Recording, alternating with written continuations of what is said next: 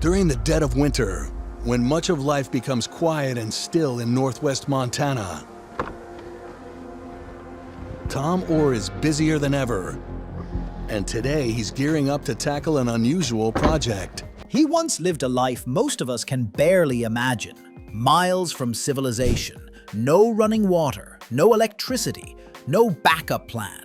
For decades, Tom Oar survived some of the harshest winters in North America, trapping his own food, tanning hides by hand, and living completely off the grid. He was the real deal, a modern-day frontiersman who didn't just visit the wild, he belonged to it. Then, one day, he was gone. No explanation, no farewell, just a quiet absence from the screen. So what happened to Tom Oar, the legendary mountain man from the hit show Mountain Men? Was it failing health? Was he tired of the spotlight? Or did something else push him back into the shadows? Stick with us as we trace the path of a man who lived by his own rules and the surprising reason why he stepped away from it all. Let's begin at the beginning. And while Tom Oar wasn't born in the wild, you could argue the wild was born in him. He was raised in Rockford, Illinois in 1943 in a working-class family with deep roots in rugged tradition. His father,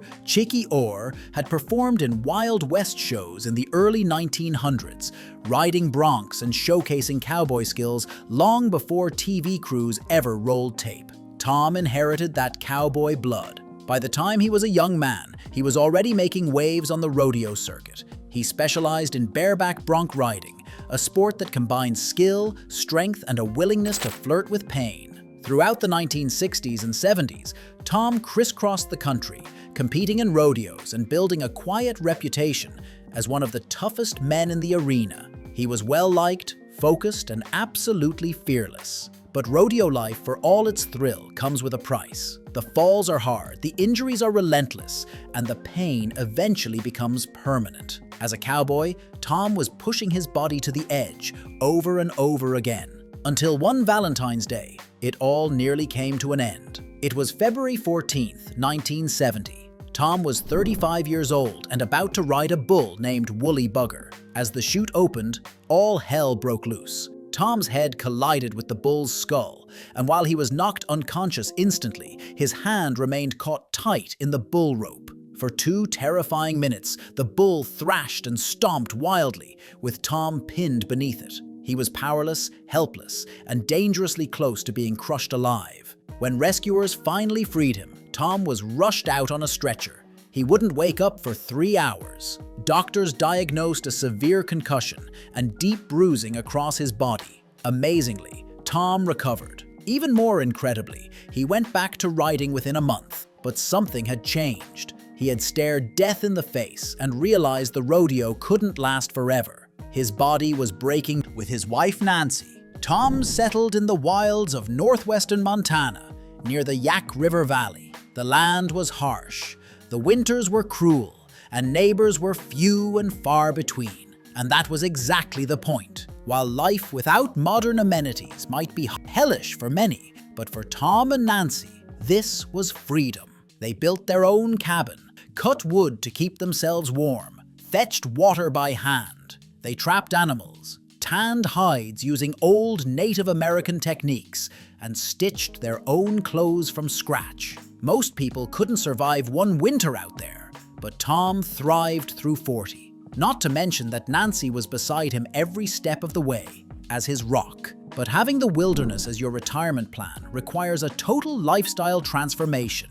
Tom became a master trapper. He could read tracks in the snow like most of us read road signs. And he learned frugality. Every part of every animal he trapped had a purpose. Fur for clothing, bones for tools, meat for food. But perhaps his greatest skill was hide tanning. Using smoke and traditional hand tools, Tom revived an ancient method that even most survivalists don't know today.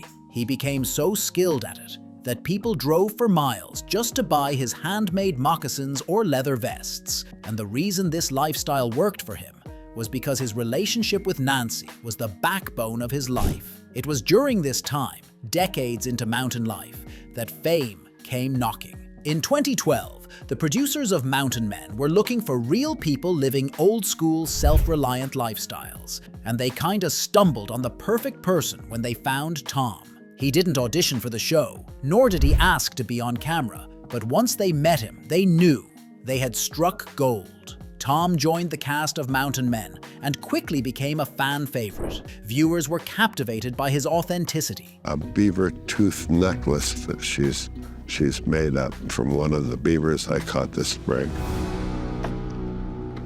For 2 years, we've supplied them with a buffalo scrotum koozie.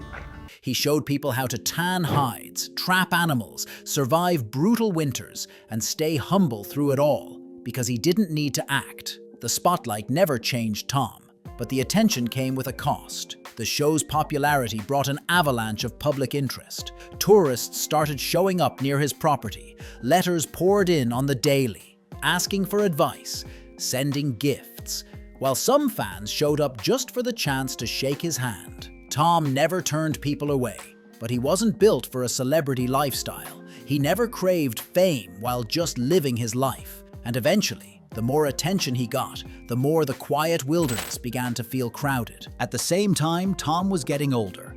His body, once tough as an elk hide, now felt every ache. And during filming of season 11, things took a scary turn.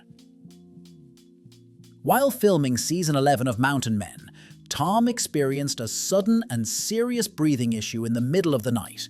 He was rushed for medical attention, only to be told that his heart was weakening and fluid had started building up in his lungs. It wasn't life-threatening, yet, but it was enough to raise red flags. For a man who had survived bears, blizzards, and bulls, this health scare was different. It showed him just how unpredictable life could be. After that, Tom began stepping back from the show. He didn't make a public announcement. There was no final episode before he finally started appearing less and less. But just because there was no formal goodbye doesn't mean that fans didn't take notice. Questions flooded social media. Where's Tom? Is he okay? Why isn't he on the show anymore? And when there were no answers, conspiracy theories began to pop up. In 2020, a fake obituary surfaced online claiming Tom Oar had died. Thousands of fans believed it and started sharing condolences online. Some media outlets even picked it up without fact-checking, and the timing certainly didn't help. Because it was around the same time that Tom's appearances on the show had dramatically decreased. Combined with his known health issues, many people assumed the worst. But here's the truth. As of 2025, Tom Oar is alive. Now in his early 80s, he lives a quieter life, likely still in Montana, away from the cameras. He may no longer hunt elk in the snow, but he hasn't lost who he is. He's still a mountain man, just one who now knows when to rest because he has done more than enough for a remarkable legacy. Tom Oar didn't just inspire people with how he lived, he inspired them with why he lived that way. He proved that a life lived with intention, even in the coldest, loneliest corners of the world, can be more fulfilling than a life filled with convenience. And he did it all without trying to prove anything. Even now, in his later years, Tom still crafts leather goods, still shares stories with those who visit, and still smiles when he talks about the mountains. Because while he may no longer live every day off the grid, the mountains still lives in him. So, what do you think? Did Tom Oar make the right choice stepping away from the spotlight? What's the biggest lesson you've learned from watching him? Let us know in the comments because we would love to hear your thoughts. If this story inspired you, don't forget to like, subscribe, and tap the notification bell so you don't miss more stories about real people living extraordinary lives. Thanks for watching, and remember, sometimes the quietest lives tell the loudest stories.